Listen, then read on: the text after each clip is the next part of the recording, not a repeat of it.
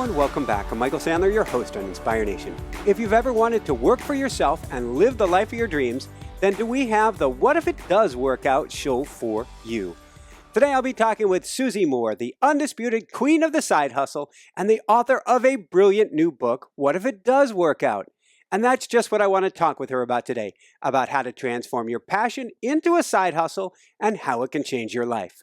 That plus we'll talk about squats and drying hair, school lunches and tokens, gotcha, stitching needles and creative stitches, uncreative robots and 4 p.m., solo backpacking Europe, meeting Jake Gyllenhaal, Heath and flipping homes, and what in the world Back to the W has to do with anything.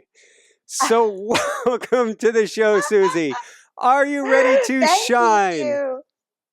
I sure am. Thank you, Michael. I'm so excited to be here with you. Well, so excited to have you here. I told you, the whole job is to help you to have fun.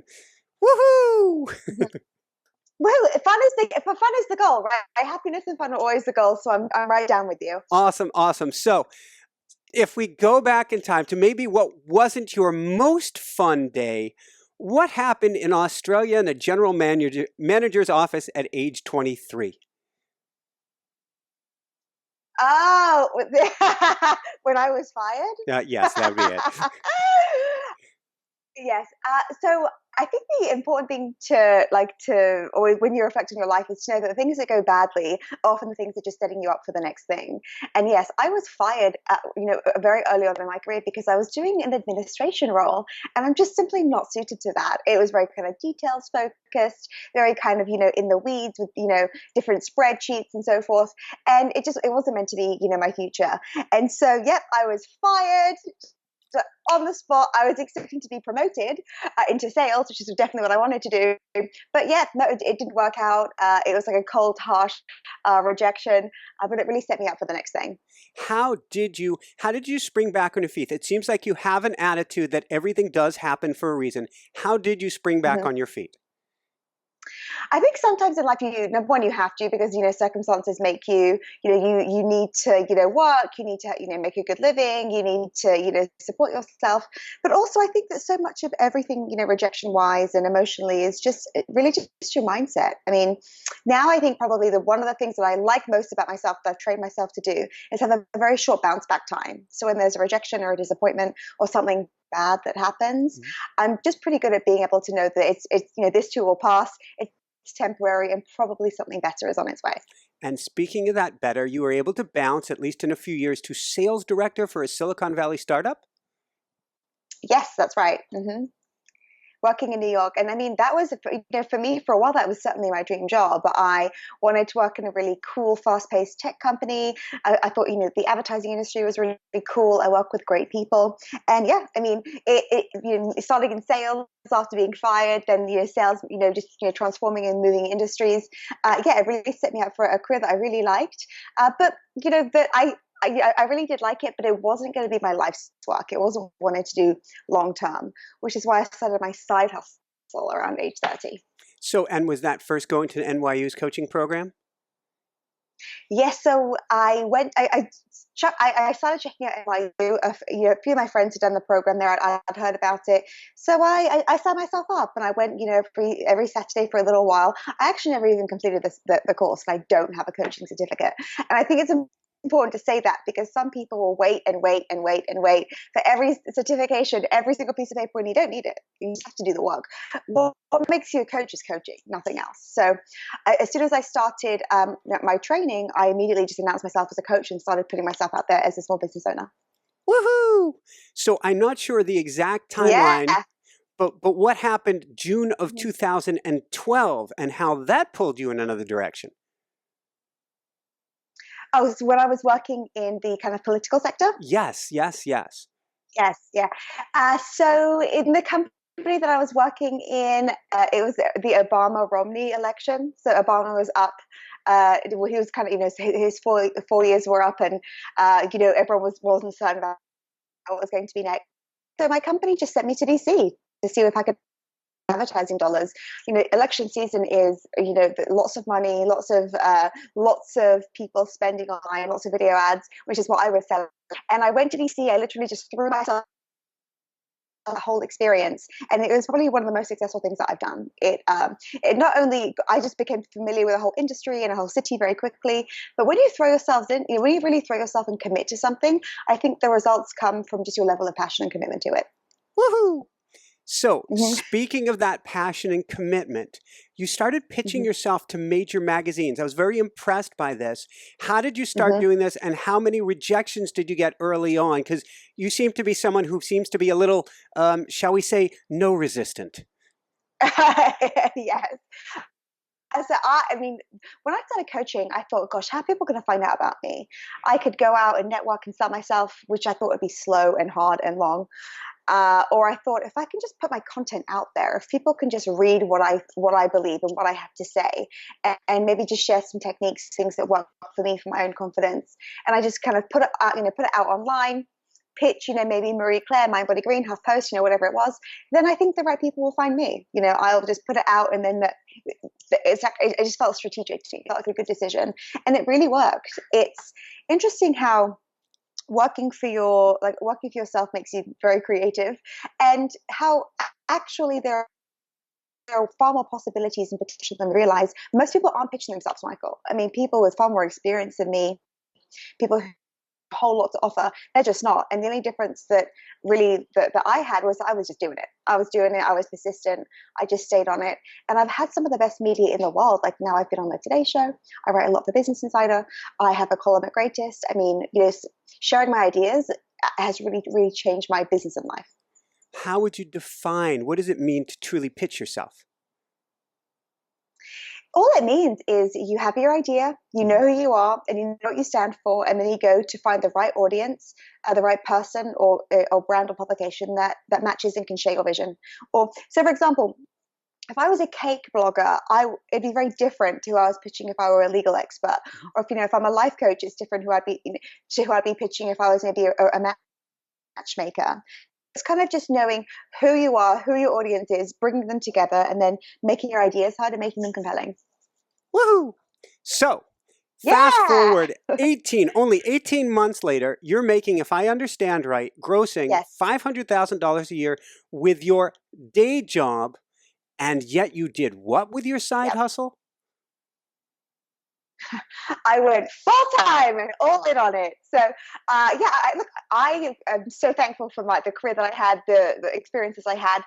But I just knew that it wasn't going to be my life, like my long term position. I didn't want my boss's job. I didn't want to, really keep going where I was at.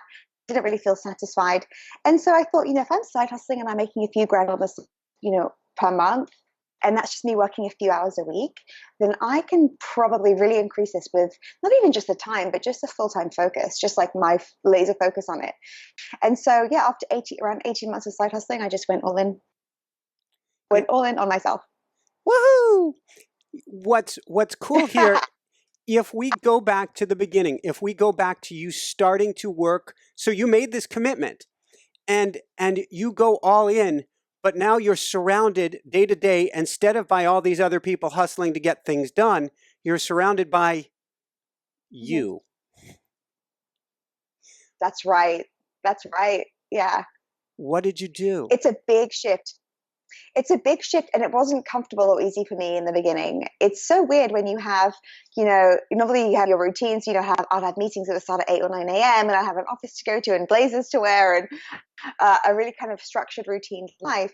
And then I went to kind of, me in my apartment. My husband was at work, me looking at my dog like, what do we do? What do we do today?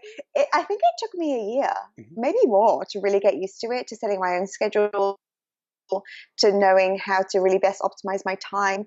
But it's not easy. I'll say that. Well, maybe for some people it is, but for me it definitely took some time, some adjusting, because I also had this feeling of guilt. Like, gosh, I should be working. What have I given up? Like, also too, sometimes if we're enjoying our work, it doesn't feel like work, and then we're like, this should be hard. I should be struggling. We sometimes think, unless we're suffering, it's not working.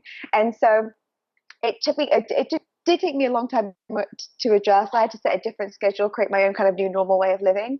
And yeah, I mean, I'm still working on that. It's always changing. Well, that brings up an excellent question, which is we have the feeling as entrepreneurs, when we step back, when we're not working for somebody else, the lines get really blurred really fast between what's work and what's our lives. And if we're not working for somebody else, then shouldn't I always be working? Because I'm still around my work. So 5, 6, 7, 8 o'clock at night come along. When do you say I give for the day? It's such a good question, and I wish I knew. What I've learned is that, and maybe this is just the first few years of business, but it's a lot of working. I mean, it's not like there's and a wonderful solution, and you just power down at 6, and you open the wine and you relax. I mean, my husband, who now works with me full time, he's working. We're working about. We're always talking about what we want to change, what we want to improve. And it's because it's my business, it was my decision. It's our business, the way that we look at it. I don't really mind. I don't really mind. I still have plenty of fun. I make time for lots of different social events. But yeah, day to day, like I feel like I never really have a weekend the way I used to. It's not like slob out, or whatever. But I've chosen this, and I'm building something. I mean, when you're working, you're getting paid. Yeah, that's cool. But when you're working for yourself, you're building like different assets, which pay off far more than just like short-term payoffs. So I feel like I'm building something big, and my empire is just starting. And so thinking about that just makes me enthusiastic, not tired. Woohoo! So then, what's the importance? What's the importance of stating our dreams out loud, of being loud and clear of what we want and where we're going? I think the first thing is knowing that you're allowed to have everything that you want. You are allowed to have everything that you want. This is a very abundant universe. There are limitations on what you're permitted, what you're not permitted, what you deserve, what you don't deserve. I love what Deepak Chopra said. He said, inherent in every desire is the mechanics of its fulfillment. And I really believe that. So if you've got a dream in your heart, if you've got a vision for your life, then you are capable of achieving that. I know that to be true. And so long as you know who you are, what you stand for, this is where it gets tricky sometimes, because I think sometimes we don't know who we are. We're just so influenced by our family, our colleagues, our friends, the city we live in. So I think it's important to really understand yourself and get to know yourself and know what feels good for you, what feels authentic and real and important to you, and then only listen to the beat of what's inside of you. Once you can do that, I think things become clear and success becomes easier. Is it a chicken and an egg conundrum? You get to know yourself while you're working for somebody else, or when you step forward off that cliff and you're building those wings, that's when you get to know yourself? I think we always know ourselves. It's just we don't always kind of look inward enough. Like, whether you're a working person or entrepreneur, like if you're doing the right thing, like based on your inner judgment of like, is this the best use of my life? Is this the best use of me? Like people, they'll say, oh, I don't know, but bills to pay, blah, blah, blah, blah. Yeah, that's all true. But like, are you doing the right thing? Are you going to have regrets about this? Or are you feeling like on point with your life? And I have to say, I think the entrepreneurship, side hustling, and I mean, any form of it is the best self-education. Like it's the best way to get to know yourself. Like I can't think of a quicker, more dramatic way to learn than just really being alone with yourself and building something. I would call it intestinal fortitude. Yeah. Accelerated. You have a great exercise Yes. towards the end of the book of having people write a letter to themselves from their 80-year-old self. Yes. Yeah, think about it, because I mean, if we're lucky, we'll live that long. And sometimes whenever I have a decision, I mean, if something feels a bit scary, or if it feels like, is this the right thing, the wrong thing? I think, will my old lady self, and think, like, use your name, like Michael, 80-year-old Michael, will you be high-fiving yourself for doing it, for going forward? Or will you be like going, oh, don't do that. Gosh, shouldn't have done that. Like, and I think I want to live myself. I want to look back and just be constantly high-fiving the decisions I made, especially because they were scary.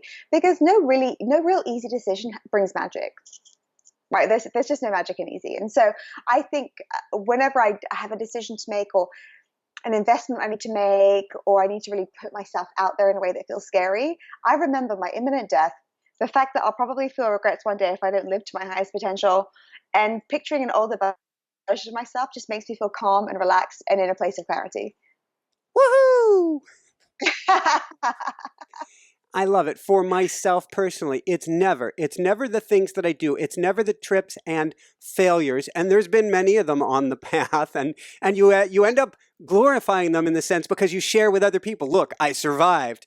It's never the failures that I regret. It's those times that I held back and didn't go for it, where it was too scary. There's too much to risk, which is not true, is it? Do we really have anything to risk? That is such a good question, Michael. And I mean, think about risk. Okay, let's just think about risk for a minute. What does that even mean? I mean, security is a complete illusion. I mean, what does security mean? Like, what does that mean? The job market has completely changed. People are being laid off in droves everywhere you look. College graduates from great colleges can't find jobs, right? I mean, the market's completely shifted. I mean, I love James Altucher. I love his whole choose yourself mentality because it's true. For me, it's very, very accurate. And the thing is, all you can really do is just rely on yourself, invest in yourself, be like, give value. Whatever you do, give value. Make sure that people's, like, the product or service you're offering, it's helpful or it's beautiful. You know, like, make it easy to allow people to want more of it, to want more of you. I mean, that's how you get security. Like, your security is your back offer. Yeah. And I think your offer, in essence, is never about the offer. It's all about the energy. The energy is what you bring to the table, and it's your energy and your passion in alignment together that people can't get Yes. enough of. That's true. And I mean, energy is everything. I actually think that if I'm writing an email and I'm feeling resentful or uncertain, and I'm writing the exact same email word for word with the enthusiasm and this, possibility thinking, I will get different results. Like, I will get a yes or a no based on what it is that I'm bringing. And even a no is okay because I think, just means not now. But I feel as if the energy with every action you take determines the outcome. It's not really the action. I mean, think about it. If you're working in a factory, if you pluck more chickens or whatever, you're not going to make more money, right? But if you bring an energy of, what else could I do? What can I improve? Like, is there something, like, when you bring the right energy, you see opportunities. They kind of like magically seem to appear. But when you're kind of closed, you become blind to things. And I think you miss out on a whole lot. So true. So let's go from there. Oh, and for myself, when we started this show and we're reaching out guest after guest after guest, and it was probably 1 out of 20 that said yes, I started a spreadsheet and I called it the not yet list. I love that, Michael, because no just means not now. Often it's not suitable for people. Like, people are traveling or what have you. It's like staying at it, persistence. No one follows up more than 2 or 3 times. Like 1%, 2% of people follow up more than 2 or 3 times. If you keep following up, you have an ocean of possibility.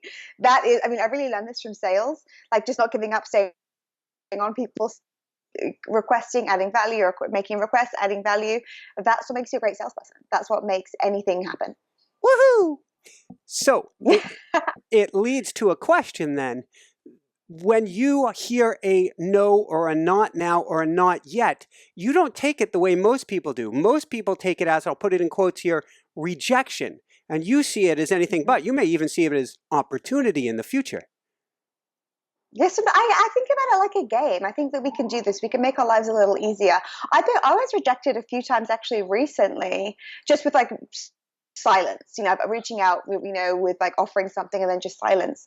I just know I don't take it personally. I mean, I think about all the people who reach out to me who I don't get back to. I don't have any, nothing's personal. It's just, how life is, how life is. And the busier people are, the kind of, less available they can be. Doesn't matter, right? Doesn't matter. I consider it my goal and kind of my obligation if I want to do my work to just keep at it, because success, it's okay that it's hard sometimes. It's okay that success is hard because success is wonderful. And when it is hard sometimes, we appreciate it. We know how it all is. Like, it just makes sense. And we're encouraged to just keep going. Woohoo! You're going to have a high woohoo quotient in this interview. Let's talk about finding your side hustle. What's the skill distiller formula? Oh, the skill distiller formula is my favorite. So essentially there are just 3 parts. I can explain it quickly here. Please. So the first thing is you want to look back on your life, and not just the past year or 2 years, but your entire life, and look at 3 things that you've done that you're proud of, like successes that you've had, wins that you've had, anything that you're proud to have achieved or to have done. So just reflect on that. Most people don't do that, Michael, because they're like, oh, yeah, I missed out on that house. Yep, no, I got divorced. That's terrible. Yep, no, this bad thing happened. We're constantly looking at our mistakes or the things that we've done wrong. We don't even look back and go, hey, you know what? I did that thing and that was really cool. I look back and I think, gosh, you know what? I made a really good decision then. Or I had the courage to act then. So look at 3 things, and they don't have to be professional and they don't have to be impressive by anybody else's standards. So take those 3 things and then kind of break those 3 things down and think about what skills you used to achieve those 3 things. So maybe you made a great real estate decision. Maybe you started a group like a book club and you're really proud of that. Maybe you've helped people find work because you're great at resumes and interview training. Maybe you have, backpacked and done something really brave. Like, understand what skills lie beneath the things that you've achieved. So are you resourceful? Are you a great listener? Are you a leader? Are you a great writer? Are you somebody who just brings people together? Are you a great connector? All of these skills we just so easily brush over and don't attribute value to because they come easily to us. So we can just think, oh, yeah, that wasn't that special. Anyone can do that. That's not true. Like, that is not true. I can't even do an admin job and not get fired, right? So we all need people who are good at doing, we need everyone's strengths in this world. So understand what those strengths are. Really, write them down and don't be shy. Say, yeah, I'm good at this. I'm good at that. I'm good at things. And then just consider possibility thinking-wise how you can use those skills in a new way. So, for example, if you're really good at people's resumes, right, and you have this amazing attention to detail, think about how that can be used in so many business hustles, right? Maybe you can help people with their tax returns. That's a great side hustle, actually, and very profitable. Maybe you could. What can you help people with? Can you help them organize their house? But even just being a personal organizer is also a tremendous side hustle. I mean, it's the only limits you have, the limits you believe, right? But all you have to do is understand what your skills are, your strengths, and then use them and allow them to help others and to be of service to others. That's it. That's where the magic will happen for you. You got to own what you're good at, understand how it can be used in new ways that feel good to you, and then just take action. Woohoo! You put a bonus step in here too, which is great, which is if you cannot get out of your own way and see what you're good at, if you keep shooting yourself down, go ask someone you love what you're good at. Yes, that's right. I love what Derek Sivers says. I always quote him. He says, what's easy to you is amazing to others. Right. So even setting up a podcast, I mean, I think that's amazing. I don't have a podcast. I think there are so many moving parts to one. I mean, my place of comfort is definitely blogging and writing. But I think that's amazing, right? You probably think it's easy. I love it, but it's interesting because you and I share the same fear, which is recently, it's only the last year that I started doing Facebook Lives and YouTube Lives. And to get yourself on that camera, even though I've done, this is interview or show 826. And so Whoa. I've done this a time or two, but still putting me on the camera by myself, all of a sudden I'm frozen, eek. But you practice, you keep doing it and be perfection deaf. Don't worry about, am I good at it? Just keep doing it, bring the energy. And chances are, if you have any modicum of talent, it will rise and you'll get much better. If not, you'll figure that out pretty quickly too. That's completely it. So it's could we all just relax a little? I mean, sometimes I just want to scream that to everyone in New York. Everyone's so stressed out, everything's life and death. I mean, 99% of what we do every day, even if you make a mistake, it can be corrected. I mean, this is even how I felt leaving my job. I was the worst thing that can happen is I'll end up back in a job just like this in a year if I don't like working for myself. We just need to relax a little bit. We can just take some breaths, chill, remember that we're safe, and it's going to be okay. It's going to be okay. Woohoo! You have a party that I've never heard of before. So since we're talking about relaxing and chilling, what's a vision board party? Oh, vision boards are the best. You have one? Absolutely. Oh, what? So some people call them a dream board. I call them a vision board. They were kind of really popularized by Jack Canfield in The Secret. I feel mixed about that book, but essentially it's when you put anything and you want to feel on your vision board, right? So you can cut out a picture of Greece if Greece makes you feel alive and happy. Some people put a picture of like of a wedding if that's what they want. Some people put a picture of, I mean, it's so deeply personal what you can put on your vision board. One lady I recently just put a picture of dry bar because she loves the hair styling face. It makes her feel beautiful and alive, and she just wants to be reminded how that feels every time she looks at that. I mean, it can be anything that moves you, makes you feel happy, and makes you feel inspired. And I think it's a great thing to do with your friends because you want to get a big collection of magazines, probably some nice tea, some music going, and you can kind of creatively inspire each other too. So if you don't have a vision board, you might be missing out on some great manifesting magic. Love it, love it, love it. There's something I talk about on the show occasionally called the $500,000 demo, which is the musician who wants to get his demo ready. He goes to take it to the producer. He decides, I need to add drums. I need to add this. I need to add that. 20 years and $500,000 later, he's still never ready. What can you tell us about this? Oh my gosh, I never feel ready ever, ever, ever, ever. Right? Ready's an illusion too, just like risk is. And I think we become ready by acting, right? I actually, I love Amy Cuddy. She had a great TED talk about body language. Yes. She says, this fake it till you make it expression. She says, fake it until you become it. She said she was terrified of public speaking, and a mentor just pushed her to do it. And she's like, 20 or 30 speeches later, I'm a speaker. Like that's not a fantasy. Like she's a speaker. She has a TED talk as one of the most watched ones. So you do it. That's how you become ready. You don't become ready by thinking. You don't become ready by talking. You don't become ready by ideating. There's a place for all of those things, but it's just really the doing, the action. I mean, if there's one thing, I would just want to just distill in anyone. It's like imperfect action is the only action, and take it. Done is better than perfect. So yes, there is no perfect. Mm-hmm. There isn't. And you would say, as you've said in your book, be careful about saying, I will be ready when I can invest in flashy marketing materials, when I take that one next course, when I get that one next certificate, when I, looking for these external things that will prove to you when you're ready. It's true. And I even have people in my family who are very qualified. They have, great educations, traditional educations, ongoing educations. They have lots of different certificates, and they're still working like.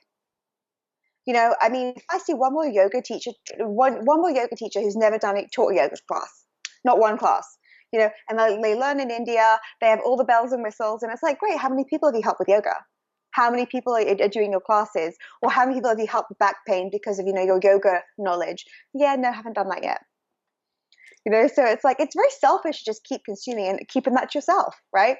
We're here to give. Like, we're human beings. We are here to share what we know. And so it's just important that we remember that and take our ego out of it a little bit too. Thank you, thank you, thank you. And it brings up, I'm guessing this is your motto, committing to zero excuses.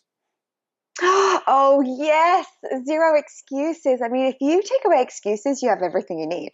If a man can climb Everest, like being severely disabled, what excuses do you have? Like, there are people who are just completely smashing your excuses anytime. Like, if you're like, oh, I don't come from the right, I don't have any money, I don't have the right education. I have a high school education. And that's been just fine. That's been enough. Right.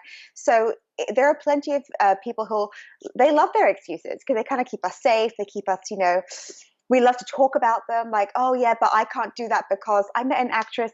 She's like, I can't act. No one wants to hire me because I'm too short. That's not true. I just went to an off-Broadway show, and it was like a show about really interesting people. And there are lots of different types of heights and so forth. Excuses aren't real. They're just kind of, we use to stop ourselves from feeling afraid. Let's talk about one of the most common excuses. I don't have the time. Oh, yes. I hear this all the time. You probably do as well. And the thing is, we all have 24 hours in a day. End of story. No one has any more than you. Nobody has any less than you. And I've had single mums in my programs. I have a great program called Side Hustle Made Simple, and I have single mums in there who are working and side hustling. I mean, if a single mother can do it, who I salute, you can probably do it. It's just a matter of like priorities, like what can you say no to? And by the way, saying no to stuff is magical. You'll be addicted to it once you start doing it more and more, because you then just do you and you say yes to you and the things that really matter to you. And that's when I think you do your most important work. Woohoo! Let's talk about a few ways that we can find the time, some easy ways to cull time or bring time back in. Can you share with us a few of these?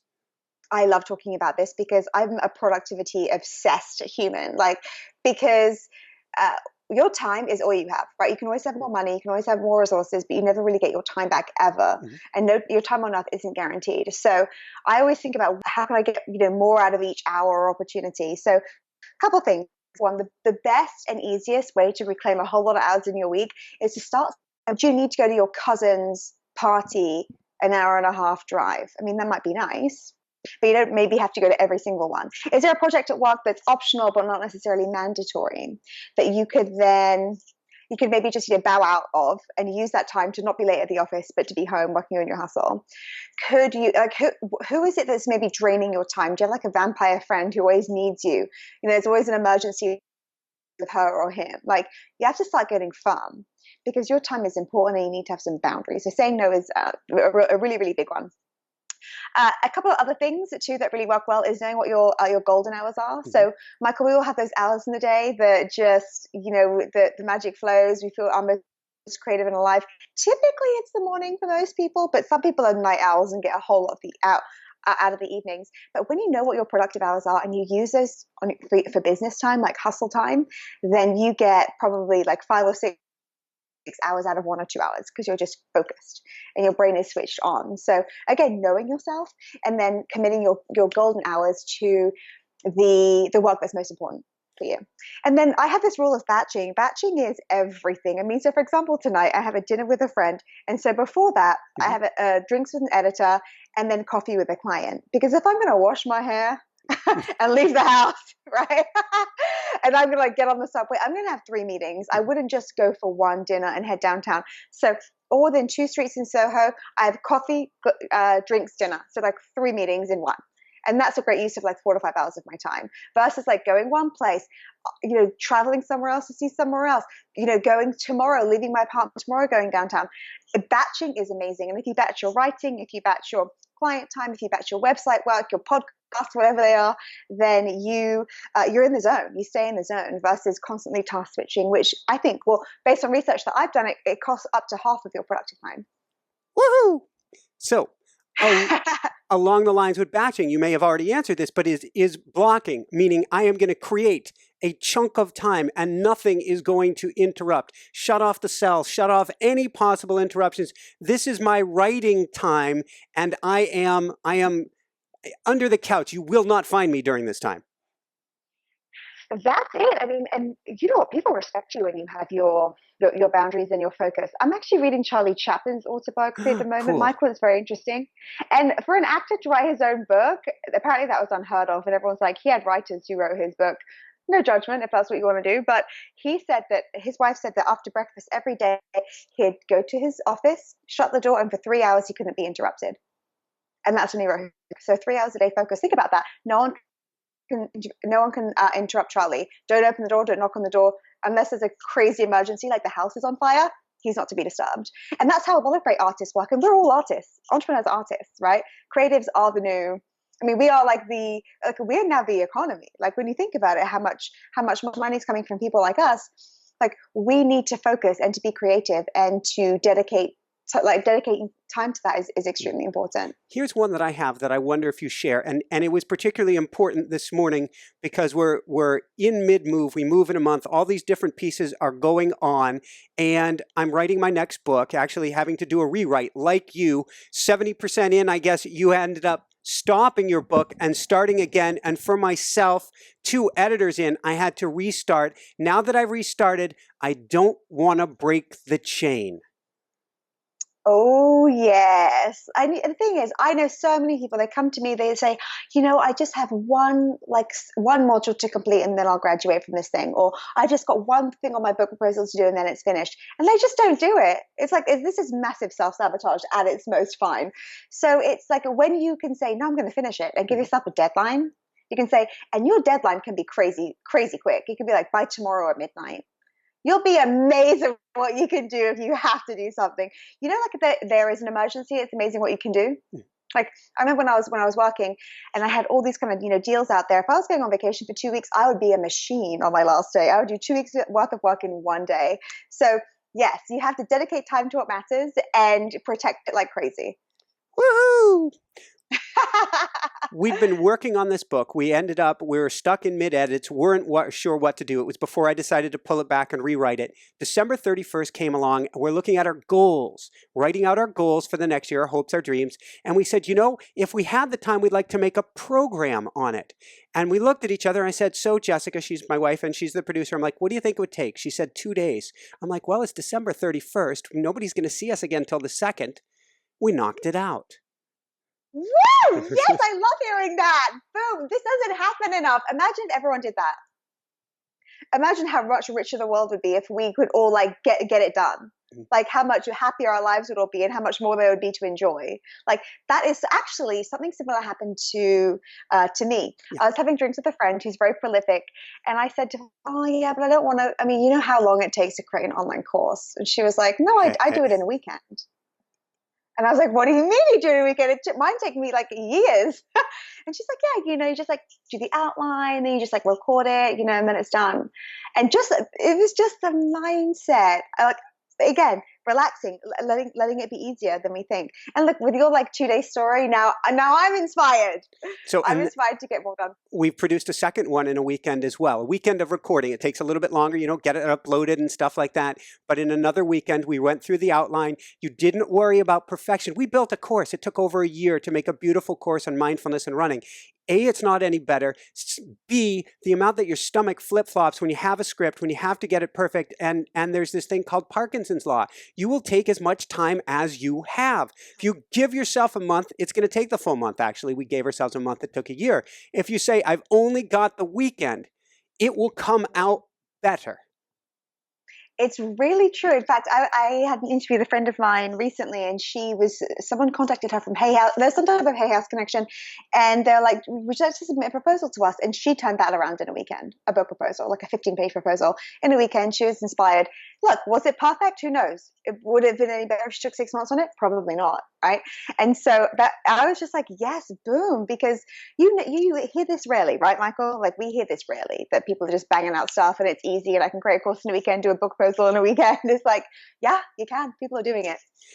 The cool thing, too, is that once you do it once, you're strengthening this I can do it muscle. And now what you've just done is set the bar for baseline. That's not the high vault. That now becomes the baseline. If you can do it once, you know that is entirely repeatable over and over again. So what else? Did you set the bar so high you didn't think you could do it, but actually that was the baseline instead? It's pretty cool, right? Like it's pretty cool. Well, I think it was Thomas Edison. He said, if us humans did everything we would astound ourselves. Like we would astound ourselves. And I really believe that to be true. There is so much that we can do that we don't begin, we don't try, we don't trust ourselves. And there's so much potential waiting for us when we decide to commit to being us and living like the highest version of our life. Woohoo! So let's flip this on our heads. Let's go from, we're talking about now setting massive bars, but also that can set massive hurdles. We can also start incredibly small, can't we? Oh, something's the best. Everything is small. Like a savings account, a diet, it's kind of meal by meal, dollar by dollar, right? Business is made by a lot of small decisions. That's it. You don't say, oh, I made $1 million today. Well, what have you been doing for like the entire year, 2 years or before then? The relationships you sent, that one email, that one phone call, that idea, it all happens over time. So it doesn't matter how slow you go as long as you don't stop. Awesome. Why would you say we must start a side hustle? Oh my gosh, everybody needs a side hustle. And look, I'll preach this until I die. Your job isn't safe. No, no matter what you think, no matter what you're told, your job is not safe.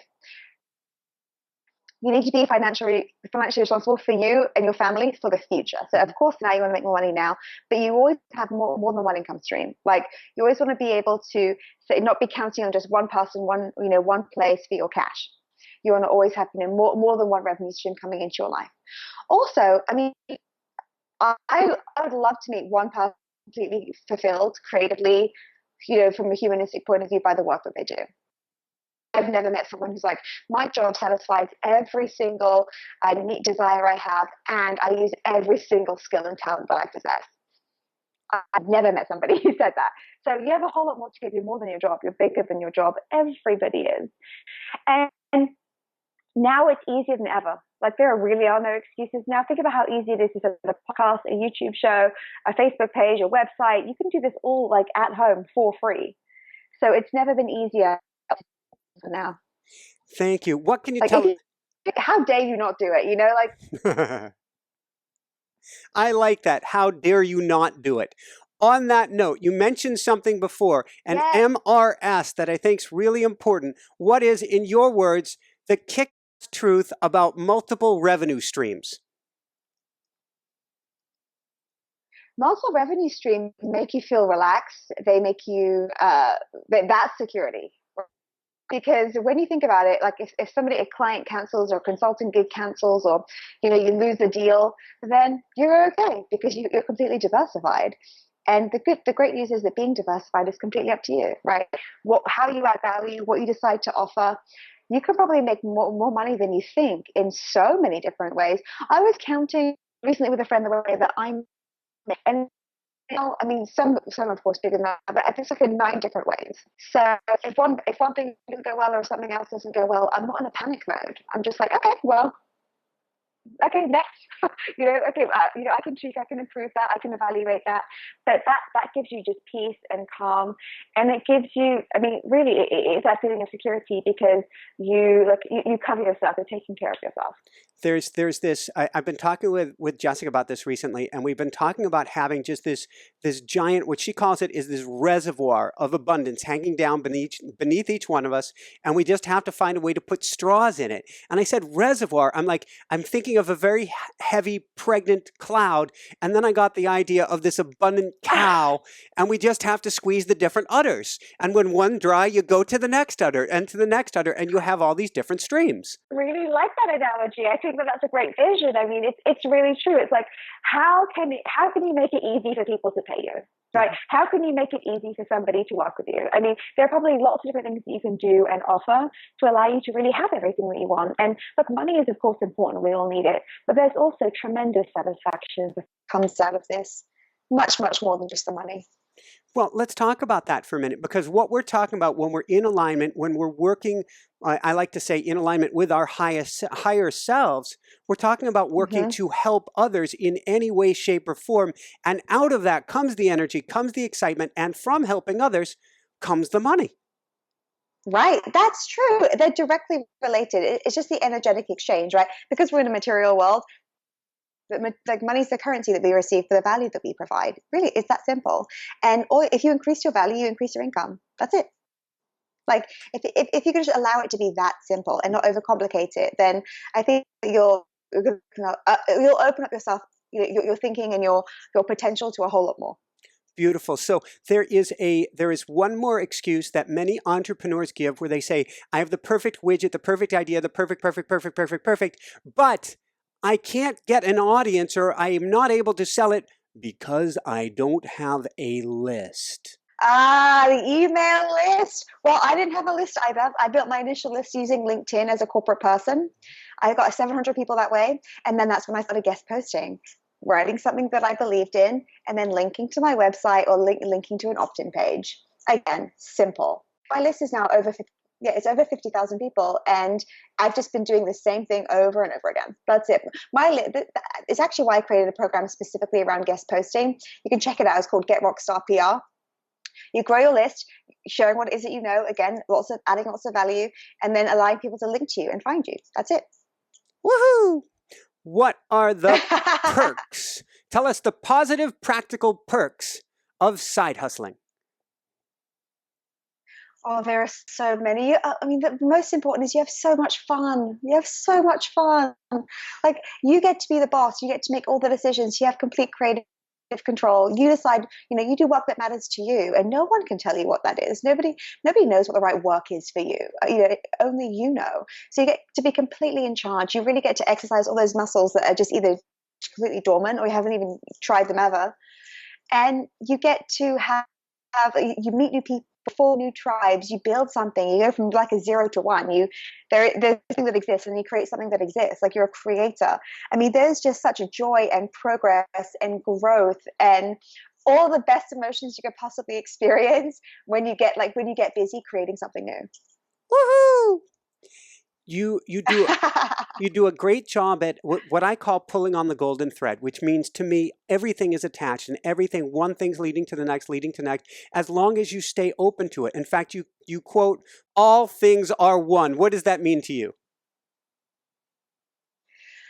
It means the way that I think about it, so think about it. Just say, I work as a coach consultant now.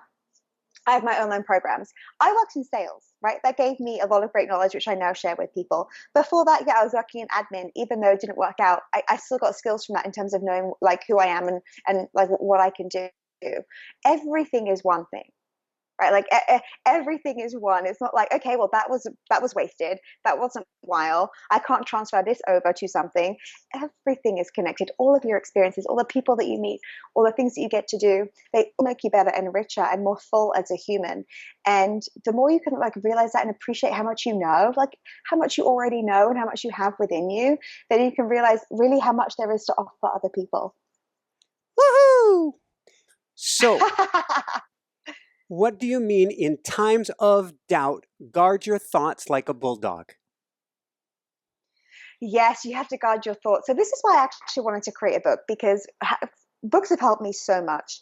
The most important thing that I know is that, everything really is mindset. So if I can guard my mindset, manage my confidence, always be reading self-help and personal development books, listening to, inspiring, cool podcasts, checking out videos that inspire me, going to seminars and conferences that make me feel good and help me learn and progress, then that is my really only obligation, right? To manage my mindset, because once I'm in a feeling good place, a confident place, all the good stuff can flow. It can't flow from a place of feeling scared or doubtful or unsure of myself. And that's really what I really wanted to instill with this book. Like, I really wanted to show you what's possible. I really wanted to highlight that you can do it. I'm not qualified in anything, and I've created a really nice business.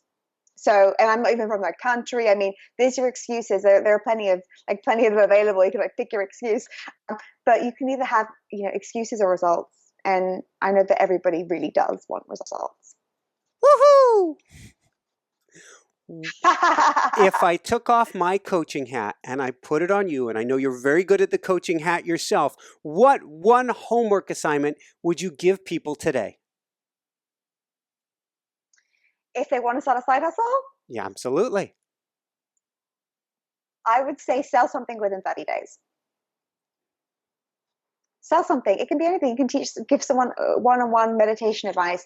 You can plan somebody's party. You can bake some lovely cakes that you sell at your church. I mean, there are no limits. I would just say sell something, because as soon as you get $1, you're a hustler. And on that note, you're a business owner. What advice would you give parents to help their kids become side hustlers and free today? I think it's really the role that parents have. It's very, very important to be encouraging your children to think this way, because the jobs that they'll have don't exist yet, or the market will completely shift. Everything's moving in terms of this economy that we're now like the gig economy, this hustle economy, people working for themselves, having different ways to make money. I think it's very important for your child to think for themselves, creative, and to know that they are all very powerful creators. Awesome, awesome, awesome. So what personally brings you, Susie, the greatest happiness, or what I call the woohoo factor? A couple of things. So, I mean, I have a wonderful marriage. It's probably the best thing in my life. I always make sure that I make time with my husband a priority. We're always together. That's why I love working together. But I think the thing that gives me the most joy, which also allows me to have a great marriage and have really anything else that's good in my life, is always just staying connected to myself and the truth of who I am, and knowing that my life, is limited and I'm here to make the best of it, and just staying focused and in tune with myself. If you don't mind me asking, is that a spiritual path, meditation, prayer, all of the above? How are you staying connected with yourself? It's all of those. It's really just all of those things. And every day, right? Not just like, oh yeah, I'll do some personal development when there's a problem. It's every day. It's always, being quiet with myself every day, trusting my intuition, trusting myself, being able to know that I'm always guided and there are answers. I just need to listen. Like knowing that I'm really in the driver's seat of my life. Like it makes me feel very calm and happy and it's really the only sense of joy I think that we can all have. Do you have a tool or technique? For instance, our program was automatic writing. We help people to be able to write in the morning, get in touch with their higher selves. Do you have a tool that you use to keep yourself connected? I don't have a single tool. I think that it's cool to be fluid, to be flexible, to see what works. I love to read. That's definitely my favorite thing. That's why I love to write. But I think whatever works for you. Some people love Abraham Hicks, they love Louise Hay, they love Wayne Dyer. I mean, you can always just put this stuff on in the background in your house constantly. I mean, I'm always doing that too. I think that it's a candy store what's available to us. So yeah. I mean, explore, find the medium for you, and then just crank it up. Woohoo! Speaking of candy stores, I love this book. Where can people go to find your beautiful book and find out more? So it's available everywhere it's sold. So Amazon, if you're looking online, it's in Barnes & Noble, Indie Bound, all the bookstores. And if you wanted to check out some free side hustle training, you can go to Side Hustle Prep School, PREP school.com. SideHustlePrepSchool.com, is that right? Yep, that's right. Excellent. So if you didn't catch SideHustlePrepSchool.com, come on over to InspireNationShow.com and we'll get you over to SideHustlePrepSchool.com. This has been so fantastic, Susie. Any last words of wisdom you want to share with people today? The thing that I always just remember is you're absolutely capable. Whatever you dream is possible. It is possible for you. So just don't delay. Get busy. Getting busy is where the magic always unfolds. Woohoo! Woo! Thank you so much. Thank you so much, Susie. So let's see how I thread this in. For everyone out there, this is Michael Sandler saying, be well, have fun, get what if it does work out, and begin getting busy with it today. And shine bright. Woohoo! This is awesome, Susie. It's a life changer. Thank you, thank you, thank you. Thank you. I think you're a wonderful interview. Thank you. We played a great game of tennis together. Oh, yes, we did. I loved it. Thank you so much. Thanks so much for watching. If you enjoyed it, be sure to like below. Also, leave your comments. Have some real fun with it. Subscribe to our channel where you're going to get more great videos, more interviews coming up. And check out our website, InspireNationShow.com. That's where you'll find tips, blogs, information, videos you won't find anywhere else, and useful and helpful resources to really help you kickstart your life and to shine bright. Thanks so much again. Thank you for your support. Like, comment, subscribe. See the website. Thanks so much and have fun. Of course, shine bright. Woohoo!